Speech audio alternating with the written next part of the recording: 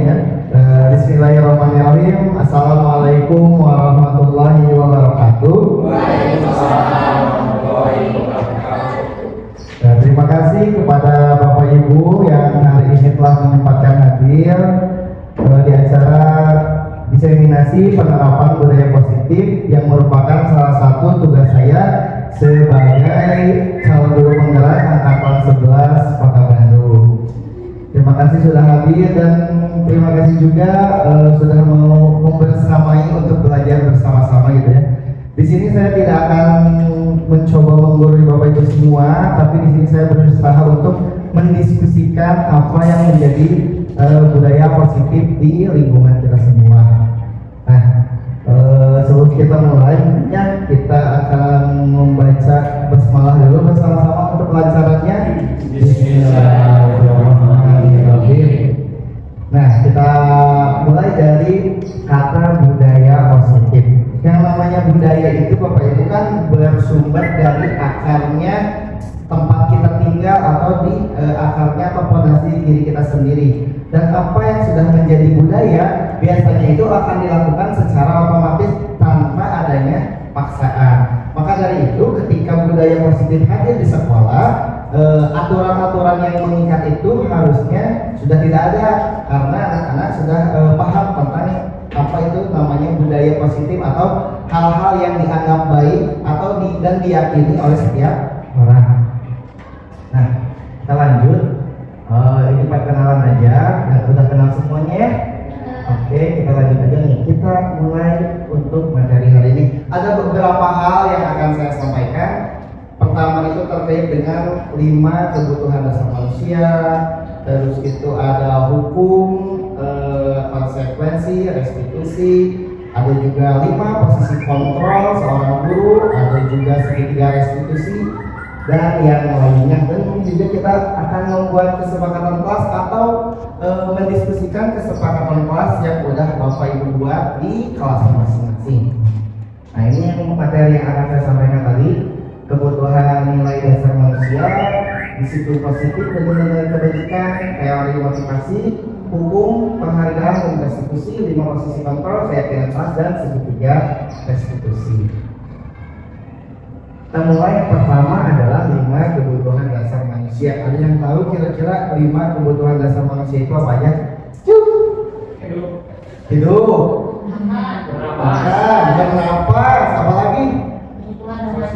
Kebutuhan rohani, sosial, pengakuan diri, bersosialisasi, pengakuan diri. Pak Majid, kira-kira apa Pak Majid?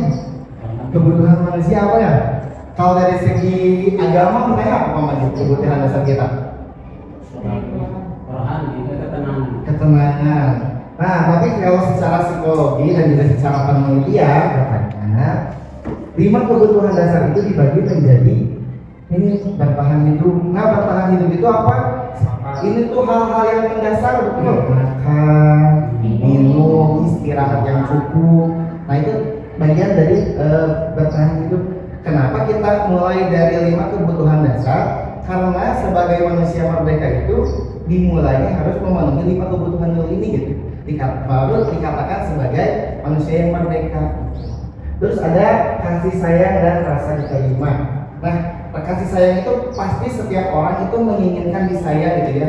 Terus kalau ada kasus misalnya anak-anak murid-murid kita caper ke kita, saya itu bentuk mereka mencari kasih sayang gitu. Jadi karena memang kebutuhan dasar manusia itu kasih sayang, ketika ada anak-anak caper ke kita tuh, yaitu mencari kasih sayang. Makanya ini pernah saya sampaikan juga kemarin waktu di pertemuan kelas 4.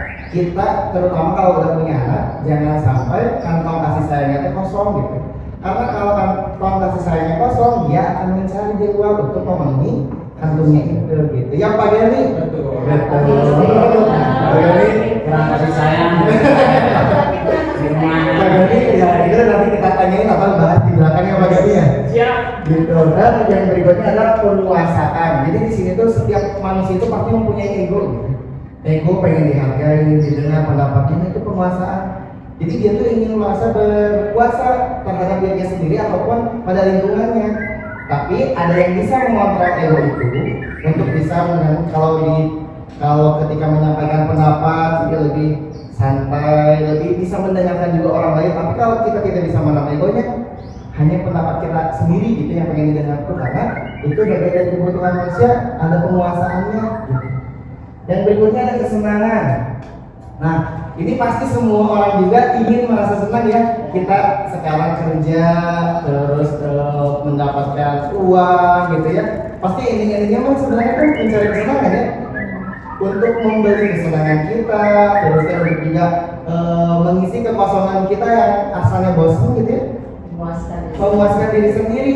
Terus ada peribahasa katanya, uang itu tidak bisa membeli kesenangan atau kebahagiaan. Setuju nggak? Setuju?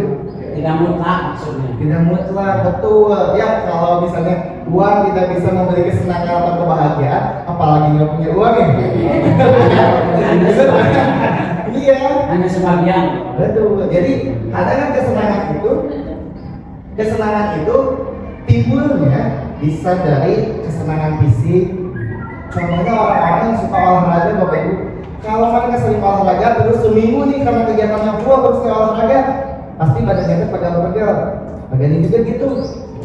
Sebelum punya anak mah ya badannya rajin banget. Senin, Selasa, Rabu ada jadwalnya sama PJOK. Sekarang mah sejarah lihat update pagani tentang olahraga. Terus gimana sekarang perasaannya pagani badannya? Perlu pijat. Perlu pijat.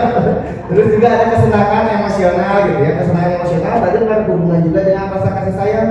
Jadi kita itu kan harus diterima dengan orang lain. Ketika kita diterima, disayangi orang lain tuh kesenangan di dalam emosional kita tuh muncul gitu. Ada juga kesenangan yang tadi spiritual. Betul yang dikatakan Pak Majid tadi bahwa uang itu tidak mutlak. Karena apa?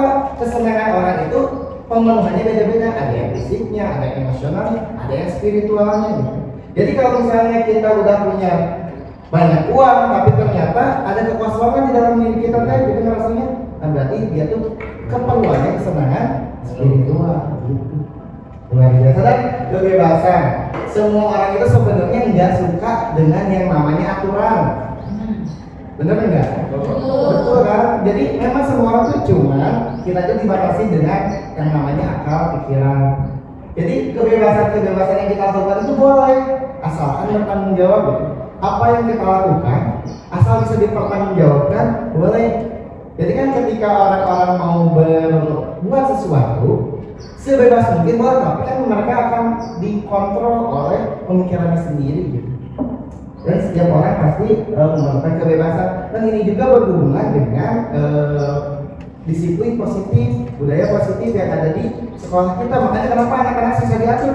Ya memang kebutuhannya itu untuk bebas. Apalagi di usia sekarang kebutuhannya yang bebas juga, kebutuhannya main juga. Jadi mereka tuh memang harus menyalurkan energinya yang berlebih gitu di sekolah. Nah, apa hubungannya antara 5 kebutuhan dasar manusia ini dengan disiplin positif dan nilai-nilai kebajikan? Nah, ini disiplin positif itu kadang-kadang menjadi salah arti, mengartikannya itu jadi ke disiplin kepegawaian, disiplin individu gitu enggak. Disiplin positif itu lebih kepada suatu pendekatan untuk membuat anak-anak itu jadi lebih menghargai dirinya sendiri.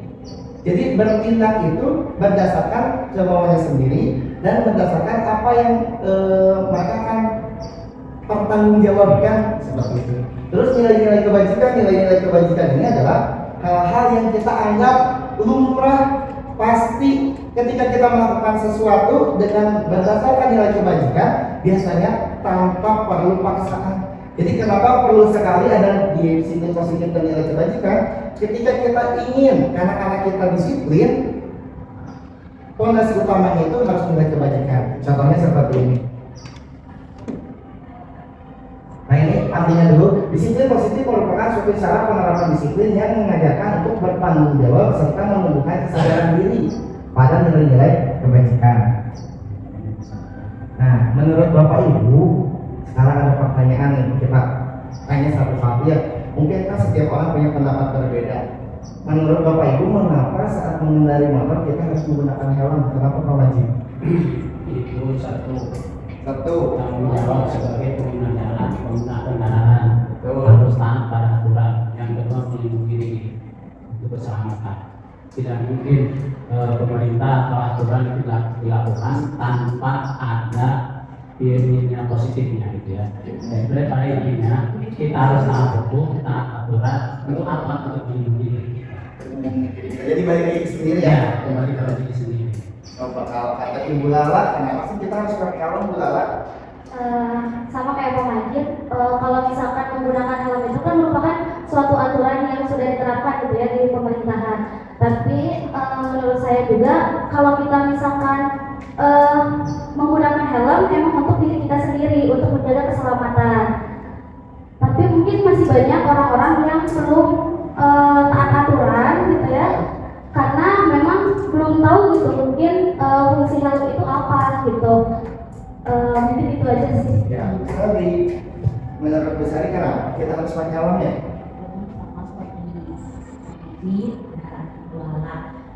Mungkin karena di sini banyak orang yang belum sadar ya memakai helm karena mereka lebih apa ya, mungkin fungsinya nggak benar-benar, apalagi kalau misalnya kita mengendarinya dalam jarak yang dekat gitu kan. Kemudian selain itu juga mungkin rasa tanggung jawab pada diri sendiri itu belum tumbuh. Dan sih saya Bu Amalia, mau dengar dari Bu Amalia. Nanti yang belakang jawab pertanyaan yang kedua ya. Boleh. Walaupun saya orang yang digoceng gitu ya, tapi tetap penting menggunakan helm karena helm itu kan melindungi kepala. Kepala itu bagian yang paling penting dan ada yang istilah organ tubuh kita itu ada di kepala semua ya istilahnya. Jadi kalau untuk menjaga keselamatan ya salah satunya pakai helm. Ya, sudah bedanya. Ya, Bu Dewi, terakhir. Menurut Bu Dewi nih, kita tiap hari bawa motor juga ya Bu Dewi. Iya. Helm selalu ya ada 3 Pak Boy. 3, 1. 1 karena aturan, 2. 2 karena harus melindungi kepala, yang ketiganya Iya. ya itu boleh juga ya. Oh. Saya enggak, yang ketiga itu kalau udah kebiasaan. Kebiasaan. Jadi kalau Udah terbentuk ya. iya meskipun cuma ke langsung sebelah sana gitu, males jalan pakai motor, harus pakai helm karena rasanya itu kepala itu ringan banget gitu. Jadi harus ada Makan tambahan. gitu. Iya. Tapi daripada nanti longgar gitu, mendingan di helmin aja deh gitu ya. Ya itu Bapak Ibu ya. Siap. Jadi, nah ini dari jawaban Bapak Ibu sekalian sebetulnya ada nilai kebajikan yang disebutkan hampir semuanya itu bahwa ketika kita menggunakan helm untuk bepergian, kita kadang nggak ada yang maksa untuk pakai helm sebenarnya kan, tapi pasti selalu pakai. Nah di situ tuh ada nilai kebajikan keselamatan yang kita yakini bahwa kalau pakai helm kita tuh bakal selamat gitu. Ya nggak tahu padahal ini hari kebutuhan mah gitu. Tapi kita yakin bahwa tanpa disuruh pun, tanpa ada polisi pun kayak tadi Bu Dewi, mau kita akan tetap pakai karena tadi di situ ada nilai kebajikan yang dipercayai oleh kita. Gitu. Jadi nah ketika kita bikin aturan pun sama. Basicnya ada nilai kebajikan. Kalau udah tahu fundamentalnya, udah tahu akarnya, harusnya si anak itu akan melakukannya dengan sukarela. Nah, sekarang yang kedua adalah mengapa ibu bapak memilih agama yang dianut saat ini? Kenapa Pak Pri memilih agama Islam? Bismillahirrahmanirrahim. Mengapa ibu bapak memilih agama yang dianut saat ini? Pertama, saya agamanya misalnya Islam, seorang Muslim, tapi itu karena Islam keturunan, ada kesadaran. Karena Allah menciptakan berbagai macam suku, berbagai macam bangsa untuk saling mengenal. Saya diberi hidayah mungkin kalau Islam sebagai keturunan Muslim. Kalau saya mungkin keturunannya Nasrani ya sekarang pertama keturunan. Banyak orang yang menganut agama Muslim karena hidayah istilahnya. Nah, kesadaran saya itu tumbuh karena lingkungan keluarga mengharuskan saya menjadi seorang Muslim karena keturunan saya Muslim. Masyarakat itu nomor berapa? Harus orang Muslim, harus orang Islam, harus mengaji. Dan saya ngomong, kamu sah, kamu disunatlah saya. Nah, ke masjid. Nah, kemudian sah oke, kamu sah ada. Nah, itu menikah, kan? Nah, jadi saya memilih agama karena pertama masalah keturunan, kedua masalah sosial, yang ketiga masalah kesadaran. Ternyata setelah masuk dunia pendidikan, SD, SMP, SMA sampai perkuliahan, kesadaran saya makin tumbuh karena di lingkungan orang-orang Muslim. Saya membaca buku-buku revisi macam yang merasa benar bahwa agama saya adalah agama Islam. Ya, walaupun teman saya ada yang ingin mutar masuk agama lain karena dia sengsara. Dan kata seorang ulama, sengsara karena kamu dia bertanya di mana Tuhan, di mana Allah. Kata seorang ulama, justru kamu yang melupakan Allah. Pertama yang Tuhan apa?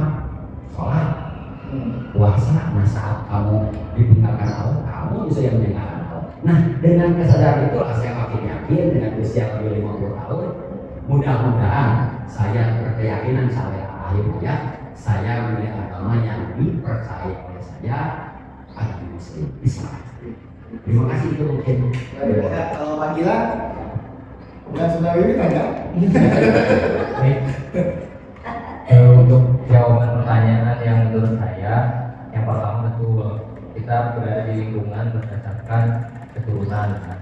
Karena ibu bapak kita ya menganut agama Muslim. Kalau menurut saya sendiri, yang sekarang saya rasakan ya di usia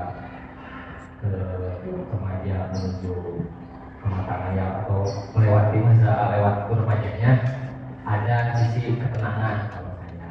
Karena apa yang kita rasakan di lingkungan ketika mendengar seorang Muslim, ada contohnya kecilnya mengaji, ada beberapa hal yang bisa bikin tenang terhadap pikiran, termasuk ketika kita punya masalah apapun yang cukup besar dan sebelumnya itu sulit, ketika kita berwudu datang ke masjid, ada ketenangan hati yang muncul. Kemudian setelah itu kan dari tenang ya akhirnya kita kan memiliki pikiran yang tadi betul, kata Pak makin dewasa sekarang kita berpikir akhirnya matang bahwa agama yang kita yakini itu bukan hanya keturunan, tapi betul yakini sesuai pilihan hati kita juga. Mungkin itu dari saya. Selanjutnya Jadi Pak Gani coba. Menjawab pertanyaan dari yang kedua, mengapa ibu bapak menjadi agama yang diamalkan ini? Mungkin kalau jawaban kami sebelumnya memang betul, kita sama juga agamanya itu dari keturunan. Mungkin setelah ke sini, kenapa kita perlu memilih agama yang dianut? Manusia itu kan pasti makhluk sosial. Ada batasan-batasan yang boleh dan tidak boleh. Kemudian kalau tidak ada batasan, pasti manusia itu semuanya bakal rakus gitu ya. Sesuatu ingin dimiliki oleh sendiri. Makanya dari itu, kenapa harus memilih agama yang dianut? Biar ada batasannya. Jadi kita itu hidup bersosial bukan hanya dengan manusia, tetapi dengan makhluk yang lainnya. Jadi kita ada batasan supaya kita tidak serakah dan bisa terarah. Karena selain di agama juga ada manfaatnya seperti dari bidang kesehatan, dari bidang yang lainnya diajarkan di agama juga. Mungkin itu jawaban dari saya. Terima kasih. Terakhir Bapak Akmal.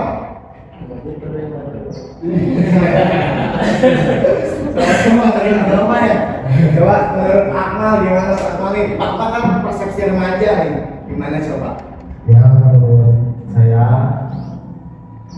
sama seperti yang lain, kita menganut agama Islam dan keturunan orang tua kita, dan semakin besar semakin sadar bahwa agama yang dianut dari kecil itu memang benar yang kita inginkan juga, dan agama yang dianut juga menenangkan diri kita dan sesuai dengan diri kita.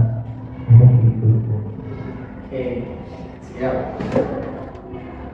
Terima kasih Bapak-bapak atas jawabannya. Tapi kira-kira nilai kebajikan apa nih yang ada ketika kita yang tadinya hanya sebagai keturunan Islam itu diturunkan sampai akhirnya sampai sekarang ya tetap Islam gitu. Apa nilai kebajikannya kira-kira? Nilai kebajikannya adalah keyakinan itu sendiri kan. Kita yakin bahwa agama Islam ini yang akan menuntut kita menuntut kita sampai selamat gitu ya, dunia dan akhirat.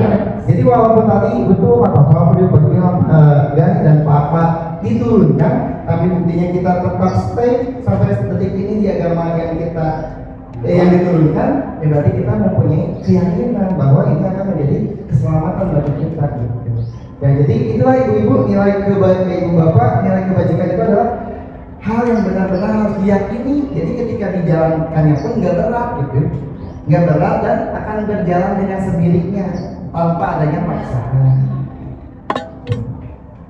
Nah, sekarang ini nilai kebajikan. Nah, kalau di sekolah nilai kebajikan yang ingin dimunculkan itu tetap mengacunya pada profil pelajar Pancasila, berkaitan dengan kebinekaan global, bergotong royong, kreatif, kenal kritis, mandiri dan beriman bertakwa kepada Tuhan yang Maha Esa. Seperti tadi keyakinan yang pertanyaan nomor 2, kalau kita kaitkan dengan nilai kebajikan yang diinginkan sekolah, maksudnya ke beriman bertakwa kepada Tuhan yang Maha Esa. Jadi boleh nggak aku nyala dikit aja? boleh. Ini kan selalu ya disebutkan nilai kebajikan profil pelajar Pancasila. Kita baca pelajar ini seolah-olah tujuannya kepada Pelajar. siswa, Ya. kepada pelajar.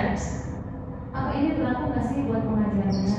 Berlaku enggak buat pengajarnya? Ya berlaku juga bukan sih buat gurunya gitu. Buat gurunya. Nah, sementara ini banyaknya ini profil pelajar Pancasila, profil pelajar Pancasila. Kata-kata pelajar itu jadi kita konotasinya udah ke barudak, ke siswa gitu. Aneh sedangkan gurunya, sedangkan maaf saya memang merasa belum sangat sempurna ya gitu Yeah. sebagai seorang guru. Saya lihat kesehariannya gitu, nggak bisa nutup mata sebelah dong ya. Banyak sekali gitu sifat-sifat guru yang kayaknya belum kesana Belum gitu. mencerminkan, Iya, ya. belum mencerminkan semua sih memang iya sih kita tuh bukan yang sempurna gitu ya, bukan yang sempurna, tapi setidaknya ada sih dorongan ke sana gitu sih enggak gitu. Nah. Iya. Bagus banget pertanyaan Bu Dewi, memang itu juga menjadi pertanyaan saya Bu Dewi. Tapi ketika dipelajari lagi, hal kekhususannya kalau profil pelajar Pancasila itu memang untuk siswa-siswanya. Ya. Nah, karena kita sebagai dewasa bisa banyak sekali nilai-nilai kebajikan yang bisa kita terapkan gitu, selain di kreatif, bergotong royong, bernalar kritis. Jadi karena kita sudah dewasa, banyak sekali nilai-nilai kebajikan yang bisa kita gali lagi.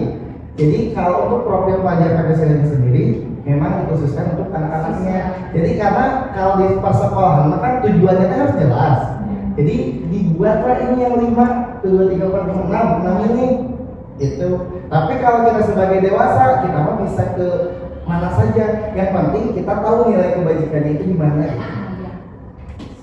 Gitu Bu Dewi. Tapi nanti bisa dikoreksi lagi buat kalau beliau nanti dapat materi lagi tentang nilai kebajikan, boleh kita sambil sharing lagi gitu ya. Soalnya saya juga udah masih bingung-bingung ini teh untuk menjelaskan ke Bapak Ibu sekalian itu. Terus ada sekarang kelanjutannya adalah motivasi perilaku manusia. Nah, dari tadi ke nilai-nilai kebajikan atau segala sesuatu yang ingin kita lakukan itu, motivasinya itu cuma ada 3 Bapak Ibu, terutama untuk para siswa. Nah, motivasinya yang pertama adalah untuk menghindari hukuman. Ada yang mengerjakan tugas itu ya biar buang cepat, biar nggak dihukum ngerjain misalnya sasapu beberes. Ada yang kayak gitu, itu yang pertama. Tipe paling apa ya? Paling rendah lah ibaratnya. Motivasinya itu karena takut dihukum. Yang kedua adalah tipe memberikan imbalan atau penghargaan. Jadi dia mau melakukan sesuatu kalau ada imbalannya. Gitu. Sama orang tua biasanya. Ya, kalaupun gurunya juga kadang kan suka kasih reward tuh. Ya. Makanya mulai sekarang tuh harusnya sebetulnya dihentikan reward yang di luar dalam diri gitu. Kayak dikasih makanan, kasih minum, kasih bintang sebetulnya harus dihentikan karena berdasarkan penelitian pemberi penghargaan sama dengan menghukum. Kenapa menghukum? Ketika anak-anak sudah terbiasa diberikan imbalan, diberikan penghargaan, dia tidak akan melakukan yang terbaik ketika tidak ada imbalan. Jadi sebetulnya bisa mematikan motivasi di dalam dirinya sendiri gitu. Makanya ada kalau nanti mungkin Bapak Ibu juga insya Allah kalau ada kesempatan ikutan CJP juga ada salah satu materinya itu adalah penghargaan sama dengan uang. Jadi ada banyak setelah diteliti orang-orang yang awalnya punya motivasi dalam sendiri terus mendapatkan hadiah akan turun motivasinya tadi, akan turun performance-nya tadi. Karena itu yang diincarnya bukan lagi kepuasan dirinya, tapi imbalan itu yang menjadi target dia. Dan tingkat tertinggi ketika motivasi itu muncul dari dirinya sendiri.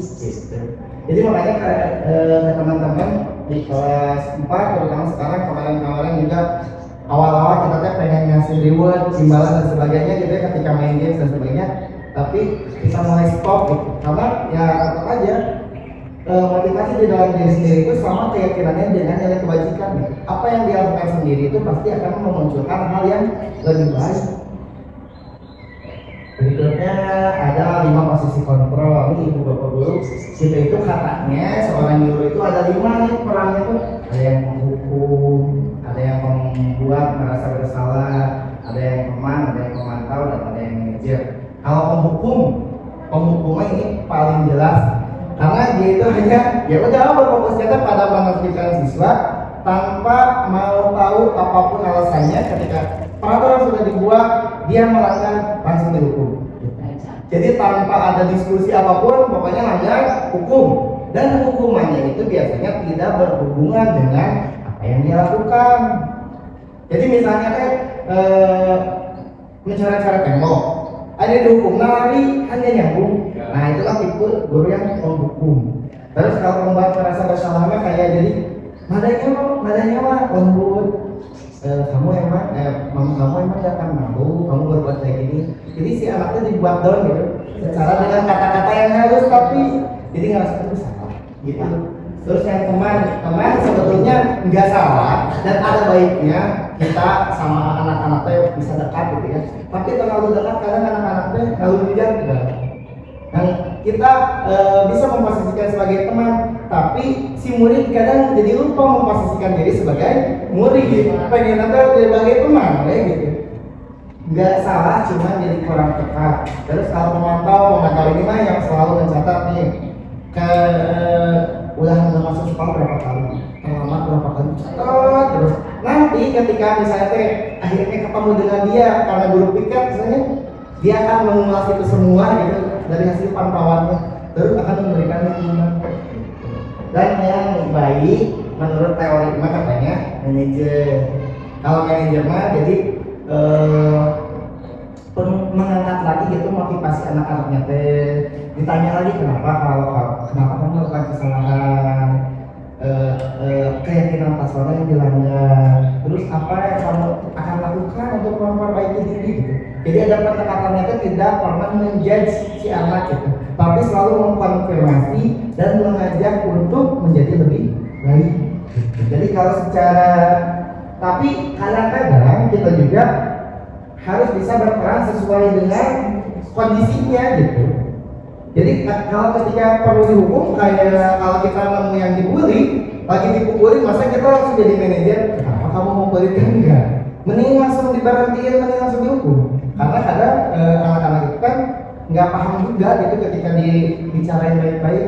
Ibaratnya begini, ketika di rumahnya suka dipukul sama orang tuanya, kita di bageran, emang orang ngaruh? Iya, karena level mereka untuk tobat ibaratnya tinggi gitu, disiksa heula. Sedangkan kita di lelehan nggak bisa gitu. Dan memang harus tetap sesuai dengan kondisinya juga ya. Tapi kalau anak-anak kita masih wajar-wajar aja mah ya paling ideal katanya jadi manajer. Nah ini bedanya, kalau hukuman itu biasanya satu arah dari guru ke murid. Pokoknya kamu lari, pokoknya kamu push up, udah di satu arah, nggak ada diskusi apa-apa dulu. Tapi kalau konsekuensi dibuat dulu nih, kalau kamu terlambat nanti konsekuensinya apa, misalnya tidak mengikuti pelajaran selama 30 menit. Jadi ada diskusi antara guru dan juga muridnya. Kalau restitusi mah katanya harus muncul dari anak sendiri. Jadi ketika melakukan kesalahan, ya saya salah, saya telah melanggar keyakinan kelas ini, saya akan memperbaikinya dengan cara ini. Jadi si anaknya karena sadar dari dirinya sendiri, konsekuensi yang dia dapat juga ya tidak akan memberatkan dia gitu ketika dia melakukannya. Tapi kalau pun konsekuensi ini udah dilakukan secara dua pihak sudah setuju ketika melanggar keyakinan kelas tersebut, tapi tetap aja kadang kan tidak suka ada tidak penerimaan gitu. Tapi kalau restitusi mah karena muncul dari dirinya sendiri, harusnya dia menerima. kita menjalankan sering mungkinnya mendengar segitiga restitusi, apakah ada hukuman atau konsekuensi? Tetap ada Bapak Ibu. Jadi jangan mengira ketika ada segitiga restitusi, oh nggak ada hukuman lagi, enggak. Tetap itu mah karena apa? Karena kan tujuan kita pendisiplinan. Tapi bagaimana caranya pendisiplinan itu bisa diterima dengan baik oleh anaknya? Nah sekarang kita akan menganalisis. Nah ini ciri khas hukuman, di sini hubungan tidak ada hubungannya tadi yang saya bilang. Terus fokus utamanya adalah memberikan penderitaan. Kalau ini mah ada hubungannya ketika misalnya cara-cara itu jadi harus ngebersihin semuanya. Jadi ada konsekuensinya. Terus ini juga membantu siswa memahami dampak dan tindakannya. Terus memberikan kesempatan siswa untuk bertanggung jawab. Nah jadi ada karakteristik tersendiri, terutama yang terlihat ini ya, tidak ada hubungannya. Kalau ini ada, kalau ini mah fokus kepada penderitaan, kalau ini mah ke apa ya, memberi kesempatan untuk bertanggung jawab. Ada beberapa kasus. Nah, ini kelihatan nggak? Saya bacain aja ini. Yang pertama, mencatat 100 kali di dalam buku kalimat, saya tidak akan terlambat lagi karena terlambat ke sekolah. Konsekuensi apa hukuman? Hukuman. Alasannya Bu Deo? Alasannya itu memang dia memang berhubungan ya. Kalau tadi kan hukuman kadang-kadang nggak berhubungan dengan itu ya. Tapi ini memang berhubungan. Tapi menurut saya itu terlalu berlebihan dan nggak nyambung gitu sama pesanannya. Oke. Ada lagi alasan lain? Ada yang konsekuensi nggak? Nggak ada. Hukuman belum? Menurut kamu apa? Karena di situ hukuman ya, di situ anak tidak ditanya dulu kenapa kamu tidak mengerjakan, tidak diberi kesempatan untuk pembelaan ya gitu, jadi langsung menghukum gitu tanpa ada siswanya. Oke, jadi tanpa ada diskusi dulu gitu ya, tiba-tiba dia harus menuliskan 100 kali. Ya itu berlebihan. Ini maksudnya ke hukuman. Jadi mau jawab? Bisa saja konsekuensi kalau misalkan memang ini ada aturan tertulisnya. Sebetulnya kalau Kesepakatan kelas. Kalau misalkan sudah ada aturannya, kalau pelanggar menulis ini sebanyak 100 kali, bisa jadi konsekuensi kan? Bisa, betul. Tapi tadi yang ciri khas poin utamanya sebenarnya nggak ada hubungannya gitu ketika terlambat harus nulis. Tak perlu kita lakukan, nah gitu maksudnya Mas. Jadi lebih tepatnya tadi tetap ke hukuman. Sekarang yang kedua, lari mengelilingi lapangan basket. Hukuman. Hukuman. Kemudian itu mah terutama kelihatan banget isi yang di yang ketiga, memastikan coretan yang dibuat di meja. Konsekuensi. Terus murid diminta push up 15 kali. Hukuman. Terus menggantikan kertas tugas teman yang telah dicoret-coret. Konsekuensi. Berjemur di lapangan basket jam 12. Hukuman. Murid diminta bertelanjang kaki sepanjang hari karena tidak menggunakan sepatu warna hitam sesuai aturan. Coba kita tanya ke Pak Pri. Seringnya Pak Pri, kita murid-murid kita ada yang nggak pakai sepatu hitam. Terus hukuman dari Pak Pri apa? Ya habis sepatu sekolah. Untuk sementara saya tidak pernah mengambil. Tidak pernah mengambil. Tapi hanya mencatat memberi peringatan. Alhamdulillah dampak positif terasa. Kemudian kalau yang membandel, saya mengukurnya mengambil sebelah. Ngambil apa? Ukuran saya kembalikan. Alhamdulillah dampak positifnya terasa. Banyak yang tidak melanggar. Tetapi saya memberikan juga kebebasan kalau mereka pelajaran PJK silahkan pakai sepatu olahraga mau warna apapun boleh. Jadi mereka sama olahraga menggunakan sepatu terbaru yang terbaik. Jadi alhamdulillah saya tahu beberapa kali ikut webinar jangan mengambil hukuman yang tidak ada hubungannya. Gitu. Jadi kalau menurut Pak Pri yang ini tadi kalau anak disuruh bertelanjang kaki karena sepatunya bukan warna hitam, hukuman atau konsekuensi? itu hukuman sebenarnya. Bila jadi konsekuensi gimana Pak Boy? Biar menjadi konsekuensi ketika ada siswa yang melanggar gitu, ya dibuat dulu perjanjiannya itu ciri utama. perjanjian berarti kan dia sudah menyepakati. Nah ketika dia melanggar, nah udah perjanjiannya. Jadi mungkin yang dilakukan oleh Pak Pripun konsekuensi asal si anaknya udah tahu. Walaupun tidak secara tertulis sebenarnya ningali balaturana. Namun ketemu Pak Pripun si anak jadi disita saudara. Jadi memang udah ada gitu di dalam benak nete gitu. Dan tidak berlebihan. Iya, terus kan sekarang juga anak-anaknya kalau ketika benar kata panggilan ketika olahraga boleh kan dia pakai sepatu bebas. Jadi udah menyadarinya dengan sendiri walaupun tidak secara tertulis. Terus berdiri di depan kelas sambil mengangkat sebelah kaki karena tidak bisa melakukan. Nah, memastikan tumpahan air. Kehilangan 10 menit jam istirahat untuk mengerjakan tugas karena terlambat dalam kerja. Halo Pak Wajib, hubungan konsekuensi. Jadi kita kan konsekuensi. Karena kan ini tadinya yang terlambat. Jadi dia harus mengganti keterlambatannya itu dengan waktu yang lebih. Jadi ada hubungannya. Nah, jadi pokoknya mah kalau hukuman Pak Majid lebih ke fisik gitu loh, nggak nyambung sama yang dilanggarnya. Gitu. Tapi kalau konsekuensi mah antara hukuman atau konsekuensi dan pelanggarannya kan masih nyambung gitu. Dan tidak memberatkan secara fisik dan tidak juga bertujuan untuk menderitakan si pelakunya. Tapi Pak kalau ini gimana kan? Kalau saya kan berhubungan dengan fisik aktif ini ya. Nah, tapi saya juga sudah membuat termasuk kesepakatan bahasa kan. Contoh ibaratnya ketika ada anak yang berkata kasar kan memang tidak sesuai ya kalau misalkan 10 hari kalau sudah teori kan. Tapi karena saya punya keyakinan ibaratnya kan udah anaknya berkata kasar, kemudian disepakati Pak 10 hari kata teman-teman yang lainnya kan jawabannya berapa? Saya balik lagi nanya ke anaknya yang dulu sahur dan dulu nih katanya sahur.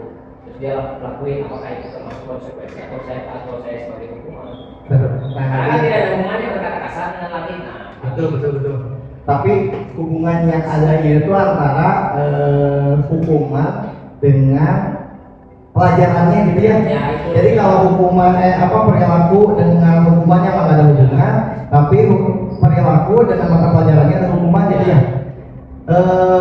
Balik lagi memang tadi kalau Pak Kilan sudah melakukan kesepakatan ke anak-anak kamu udah berkata kasar nih, terus memang pelajaran olahraga juga. Jadi sebetulnya mah jadi konsekuensi karena yang pertama ada diskusi, yang kedua ada keterkaitannya dengan mata pelajarannya. Jadi yang dilakukan Pak Gilang menurut saya pribadi mah udah konsekuensi karena kan ternyata anak-anak yang lain juga udah setuju untuk melakukan hal itu gitu. Karena memang susah sebetulnya ketika anak berkata kasar sebagai wali kelas pun harus gimana gitu. Konsekuensinya tuh apa namanya perlu di gemerok atau misalnya kalau berkata kasar sekali harus astagfirullah 100 kali gitu kan. Ya mungkin kayak gitu kalau konsekuensinya. Cuman kan memang ribet oke ditungguin astagfirullah. Jadi ya gitu ada secara teori dan prakteknya kadang memang susah. Cuman ya kita mulai sedikit merubah aja gitu. Dari peran kita yang ini misalnya guru jadi penghukum mulai ke manajer secara perlahan. Tapi tetap harus mengikuti kondisinya juga. Nah, keyakinan kelas adalah sesuatu yang dibangun berdasarkan nilai-nilai kebajikan sebagai pedoman yang harus dijalankan ditaati oleh seluruh anggota kelas untuk menciptakan budaya positif di sekolah. Ibu bapak wali kelas, apakah sudah membuat keyakinan kelas? Sudah. Kalau ada PJOK gimana Pak Gilang Pagani? Karena ibaratnya kayak kelas mah di kelas begitu ya, apakah kalian bikin keyakinan kelasnya gimana kalau PJOK? Ya kalau saya sementara mah di kelas D dari kelas 1 sampai kelas 6 kesepakatan kelasnya hampir disamakan. Yang pertama contoh membawa botol minum ketika pelajaran olahraga yaitu manfaatnya kalau yang saya sarankan untuk anak-anak kan ketika anak-anak ada aktivitas yang lebih padat, anak-anak bisa mengisi lagi energinya dengan air mineral kan. Kemudian yang kedua adalah menjaga keselamatan diri sendiri dan keselamatan orang lain yang melakukannya seperti itu. Anak-anak sepakat karena anak-anak ketika melakukan aktivitas fisik ada saja anak yang jahil suka dorong temannya. Nah itu kan bahaya ketika dia lari didorong nanti kan tersungkur. Nah kemudian kalau untuk hukumannya saya balik lagi tanya kepada anak-anak itu mengajukan yang pertama kalau saya ada loncat, kemudian ada lari, yang tidak ada seperti push up atau sit up, tapi ya tadi kalau saya ketika hukuman 3 itu juga saya balikin lagi kepada orang yang bersangkutan. Ya kan anak-anak biasanya juga jadi jahil Pak Bowen, ketika ditanya kesepakatannya 5 kali, pas ditanyain anak ini wah 100 kali itu Pak, 100 kali kan nggak mungkin. Ibaratnya malah jadi menghukum yang memang bukan menghukumnya, jadi ibaratnya kayak nyiksa lah bahasanya kan kayak seperti itu. Jadi akhirnya saya balik lagi tanya anaknya sanggup gak, kan lihat lagi kondisinya ketika perempuan anaknya memang punya riwayat asma kan nggak mungkin dipaksakan 5 kali. Akhirnya tanya 3 kali ikhlas gak, akhirnya kan kesepakatan oh saya menghukumnya gitu ya Pak, apa kasih 3 aja seperti itu. Kemudian yang tadi tidak boleh berkata kasar, karena kan kalau melanggar itu suka kelepon ya Pak ya, jika gerakan tiba-tiba bilangnya anjir atau anjing kan, itu hal biasa karena yang sekarang terkenal. Ya kan tadi saya disiplin positifnya, saya hukumannya yang tadi masih dalam bentuk dalam aktivitas fisik. Kemudian kalau saya yang keempat membawa buku pelajaran PJOK. Kalau secara hukumannya tidak ada, kalau buku palingnya kalau tidak dibawa ya diganti dengan kertas yang lain yang bisa menggantikan untuk hari itu tugasnya. Kemudian terakhir kalau saya mau bawa topi ketika sekolah siang, karena untuk minimalisir sekarang saya ekstrim ya, anak boleh kalau saya olahraga boleh pakai topi, tapi anak sepakat mau kalau anak yang perempuan kalau yang mau pakai topi silakan, kalau yang udah pakai kerudung ya katanya Pak susah nantinya jadi ribet ya nggak apa-apa silakan kalau misalkan dianya udah maunya pakai kerudung. Seperti itu paling cuma 5. Siap. Jadi berarti ya di mata pelajaran PJOK pun dibuat kesepakatan kelasnya gitu ya, karena memang saya juga tahunya tuh untuk wali kelas aja gitu, karena memang lingkungan kelas ketertiban di dalam kelas gitu, berarti di setiap mata pelajaran juga ada kelasnya. Pemaji juga buat nah tapi saya akan mencoba melihat gitu ya, apa keyakinan kelas yang sudah Bapak Ibu buat itu maksudnya kan termasuk kriteria yang betul nggak secara teori gitu ya. Jadi saya mau meminta Bapak Ibu menuliskan 3 aja, 3 keyakinan kelas yang sudah dibuat di kelas. 3 aja. Bapak nanti ayah deh. Wah, bisa pakai. Karena satu. 3 keyakinan kelas. Oh, satu lagi punya buah Maria. Ini buat ada buat kayaknya pemajin pengantul tadi anak gerak salah tuh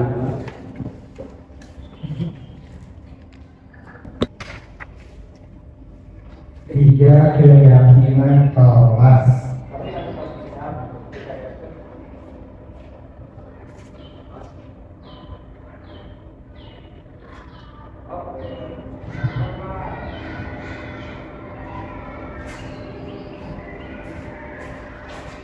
Kalau masih di umur kayak peraturan 5,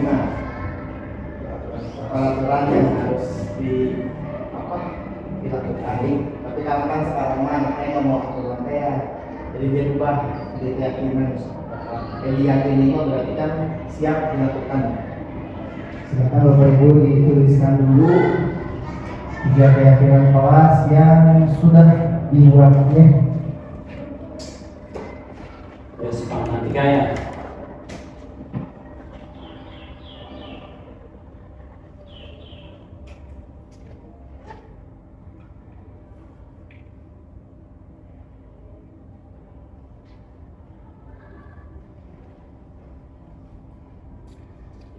Tiga ini.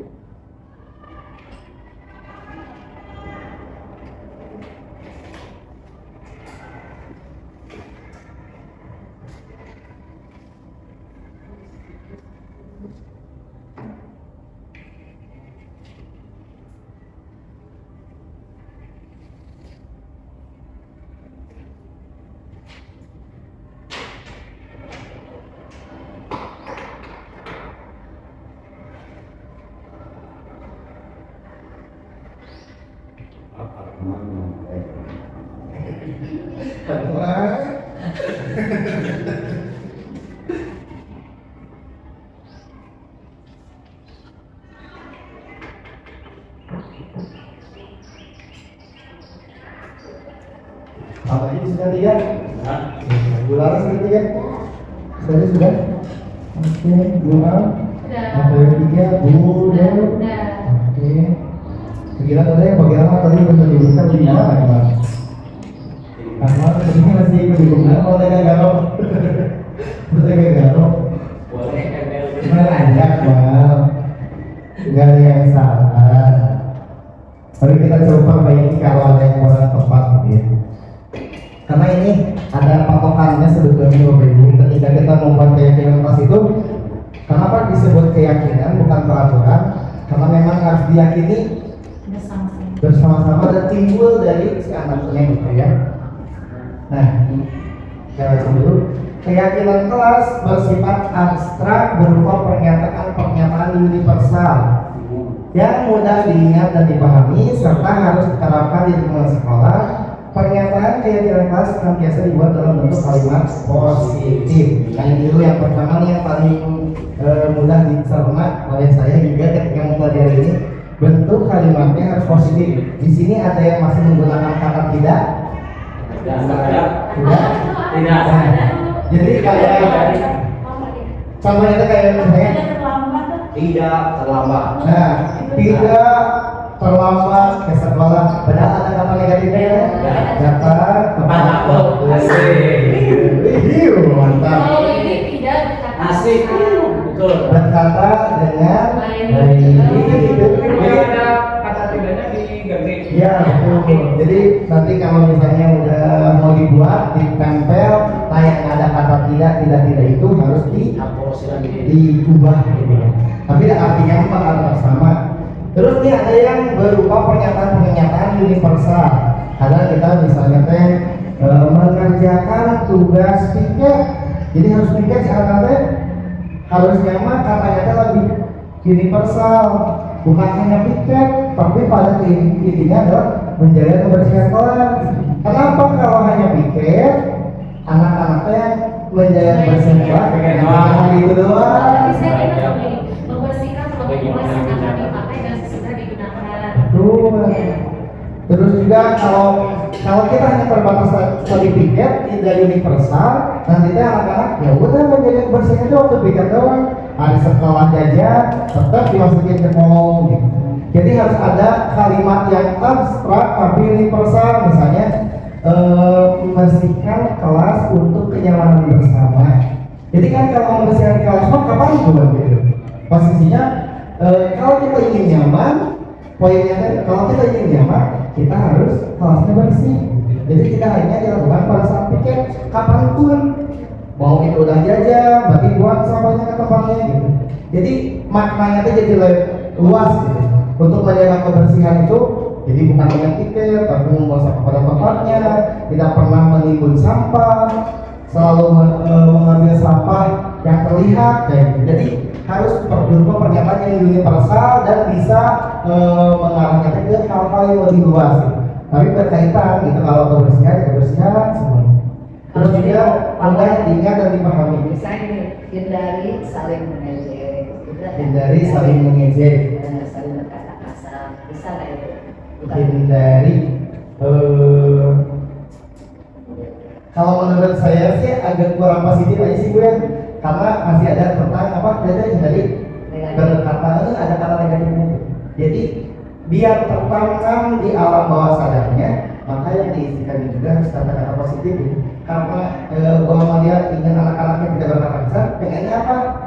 Berkata baik. Berkata yang baik, gitu ya. Sopan santun. Iya, apa kata beliau tuh ya? Santun berkata dan bersikap dengan baik. Nah, gitu. Jadi apa yang ingin kita harapkannya, itulah yang dituliskan di keyakinan kelas. Jadi jangan sampai hal-hal yang tidak diinginkannya, karena yang tidak diinginkan itu berarti negatif. Luar biasa, berarti udah banyak betulnya sih Bapak Ibu sekalian ya, karena udah beberapa tahun juga lah gitu ya kurikulum merdeka dan membuat keyakinan kelas. Bagus, keren. Kayaknya restitusi adalah proses menciptakan kondisi bagi murid untuk memperbaiki kesalahan mereka sehingga mereka bisa kembali pada kelompok mereka dengan karakter yang lebih baik. Nah, ketika anak melakukan kesalahan, sebetulnya anak itu dianggap gagal. Ketika gagal, mereka harus tetap berada di kelompoknya, gitu, di kelompok anak-anak. Karena kan anak-anak yang melakukan kesalahan itu dikucilkan juga gitu. Makanya dengan restitusi kan inginnya tuh menciptakan si anak menjadi pribadi yang berhasil dan bisa kembali ke kelompok-kelompoknya. Makanya ketika restitusi dijalankan, yang memang harus kesadaran dari anaknya, karena itu kan keperluan anaknya juga untuk bisa bergabung dengan kelompoknya. Karena kan sebetulnya kayak murid-murid kita dibully, enggak juga gitu, anaknya sendiri yang beda dari yang lain, gitu. Nah itulah makanya ketika ada kesalahan atau kegagalan, anaknya disuruh anaknya gagal. Nah kita harus mencoba mengembalikan anaknya itu dengan restitusi. Nah, restitusi ada 3 tahapannya, yaitu menstabilkan identitas, menanyakan keyakinan dan keduanya itu validasi tindakan yang salah dan menanyakan keyakinan. Contohnya,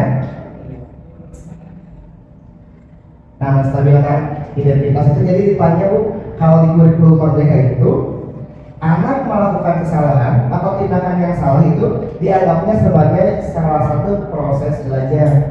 Karena kalau nggak salah, anaknya nggak belajar. Jadi kita harus harus memahami dia gitu. Ya udah salah itu memang belajar. Tapi kan ada namanya kesalahannya jangan diulang-ulang gitu kan. Ketika salah harus dijadikan pelajaran. Gitu. Nah ini salah satu tahapan yang pertama ketika kita bertemu dengan anak-anak yang bermasalah gitu ya, atau anak-anak yang gagal ini tidak ada manusia yang sempurna. Ya udah gitu ya, yang harus terima dulu gitu anaknya sama kita juga ketika melakukan kesalahan. Ya memang manusia nggak ada yang sempurna. Saya juga pernah melakukan kesalahan itu, gitu kita tuh jadi introspeksi juga. Kita kira orang yang benar pernah melakukan kesalahan itu. Kenapa sih sekarang jadi gregetan? Karena mungkin usia kita ya, usia kita yang udah dewasa, udah punya anak juga, jadi greget ketika melihat itu. Padahal aslinya mah kita juga di masa yang lalu waktu muda pasti pernah melakukan kesalahan. Ya, malah bisa lebih parah tuh. Makanya jangan dibongkar ya. Nah, terus ini juga apa kamu menjadi teman yang baik buat dirimu sendiri. Jadi dia harus menyadari perbuatan itu kan baiknya sih buat dirinya, bukan buat orang lain, buat dirinya dulu aja. Jadi harus stabil dulu identitasnya. Kita meyakinkan bahwa ya memang nggak apa-apa, bahwa kalau kamu salah itu adalah bagian dari pembelajaran. Nah, berikutnya adalah validasi tindakan yang salah. Setiap tindakan kita lakukan dengan suatu tujuan, yaitu memenuhi kebutuhan dasar. Balik lagi ke yang tadi. Jadi kenapa kita ketika ada anak yang salah harus menanyakan alasannya? Karena memang setiap yang salah pasti mempunyai alasan. Apapun tindakan yang kita lakukan, baik itu benar ataupun salah, pasti mempunyai alasan. Nah ini yang bisa ditanyakan ketika di tahap validasi tindakan yang salah. Kamu pasti punya alasan mengapa melakukan hal itu. Kamu patut bangga dengan dirimu sendiri karena kamu telah melindungi sesuatu yang penting bagimu. Jadi kalau misalnya ternyata bagi anak itu penting itu untuk harga dirinya tuh yang melakukan itu, yang harus kita tanya biar tahu dulu memvalidasi. Terus kamu boleh mempertahankan sikap itu, tapi kamu harus mempertahankan sikap yang baru. Karena bagi anak melakukan kesalahan terus dia mempunyai alasan, berarti dia tuh jangan salah itu karena punya alasan yang kuat melakukan itu. Gitu. Iya, dan karena punya alasannya jadi susah sebenarnya. Nah, yang terakhir adalah tahap menanyakan keyakinan. Kayak kalau kita di wali kelas punya keyakinan kelas ya, kayak Pak bilang tadi, misalnya kayak apa, bawa botol minum gitu. Kenapa kamu hari ini nggak bawa botol minum? Tahu nggak? Ada keyakinan kelasnya kan harus bawa botol minum setiap olahraga gitu. Jadi ditanyakan lagi tentang jadi yang tadinya kan dia udah tahu dia salah di mana, terus melanggar bagian mana. Nah di menanyakan keyakinan itu dia ditanyakan melanggar bagian yang mana. Kalau dia bisa menjawab, berarti dia tahu benar-benar tahu kesalahannya di mana. Oke, jenis-jenis pertanyaannya apa nilai umum yang kita telah sepakati, apa bayangan kita tentang kelas yang ideal. Jadi kalau ada anak ribut terus ya bisa gitu. Kenapa kamu ngobrol terus? Menurut kamu harusnya yang dibahas kayak gimana? Jadi dibalikin lagi ke anaknya ketika kita melaksanakan segitiga restitusi. Nah, itulah penjelasan dari saya mengenai budaya positif. Terima kasih Bapak Ibu sudah berpartisipasi hari ini. Mungkin di akhir sesi ada yang mau ditanyakan? Boleh Pak Gani, silakan. Bukan bertanya pokoknya berdiskusi aja. Jadi kalau misalkan sekarang ini kan kalau misalkan kemudian kita kan masih edukasi umat dan tidak membuat jerah, jadi si anak itu bisa saja berpendapat nah saya melakukan ini hukumannya cuma gini aja, jadi tidak membuat dia jerah. Jadi sebaiknya itu seperti apa? Nah benar. Pertanyaan Pak Gani ini emang terjadi di kasus-kasus kita ya. Dan anaknya bilang kasar, dikasih tahu tetap bilang kasar. Dihukum juga, nggak merendah kebiasaan ya. Jadi budaya dia yang selalu ngomong kasar jadi gimana juga. Memang jadi PR kita bersama gitu ya. Tapi yang tadi saya pada ini kita harus tetap melakukan peran kita gitu ya. Kalau peran kitanya tadi misalnya perlu menghukum, berarti posisi kita itu sedang menjadi penghukum. Kalau misalnya kita bisa mengatasinya dengan posisi kita sebagai teman, berarti ya pendekatannya sebagai teman. Jadi kita juga harus tetap fleksibel gitu ya dalam menghadapi kasus-kasus anak-anak kita sekarang, karena memang betul kejadian-kejadian itu sulit gitu ya untuk diselesaikan secara langsung. Dan ini pun banyak pertanyaan dari guru-guru yang kemarin mengikuti CGP, memangnya dengan restitusi atau segitiga restitusi itu bisa menyelesaikan masalah? Tidak. Karena segitiga restitusi atau restitusi itu sendiri adalah salah satu pendekatan aja. Jadi kalau kita mau mencoba mengurai permasalahan, menyelesaikan permasalahan dengan segitiga restitusi bisa, tapi apakah bisa menyelesaikan permasalahan? Belum tentu. Karena itu hanya salah satu bagian dari pendekatan dalam penyelesaian perilaku namanya menyimpang. Ini harus lebih spesifik lagi ya, misalkan kalau anak ada di kelas, kemudian berbuat salah, kemudian dipanggil, kemudian dinasihati, kemudian nanti dapat penilaian dari yang lain, apakah perbuatan dia itu benar atau salah.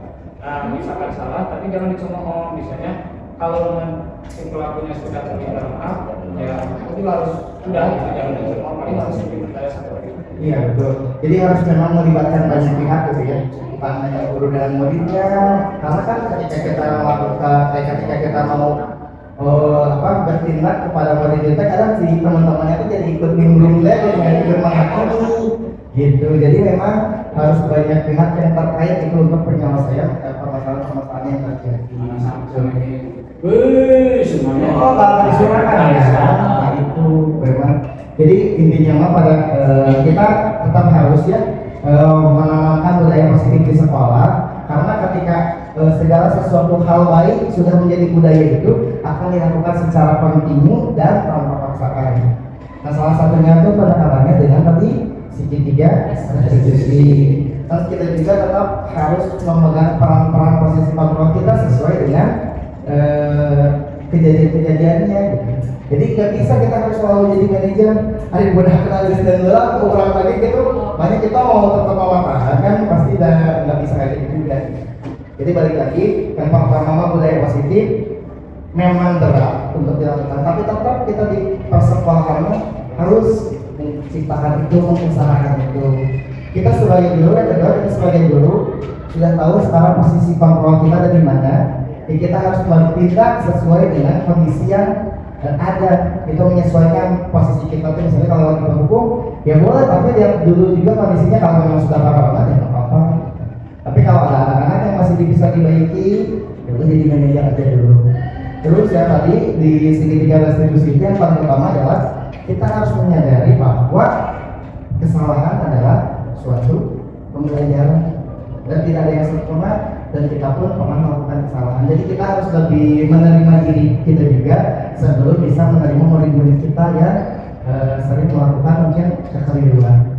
Ada lagi mungkin pertanyaan terakhir dari Pak Majid? Ada pertanyaan? Cukup? Oke, kalau cukup kita tutup dengan membaca hamdalah bersama-sama. Ya, sekian dari saya. Terima kasih Bapak Ibu yang sudah berpartisipasi hari ini. Sebagai sesi terakhir kita foto dulu. Ya.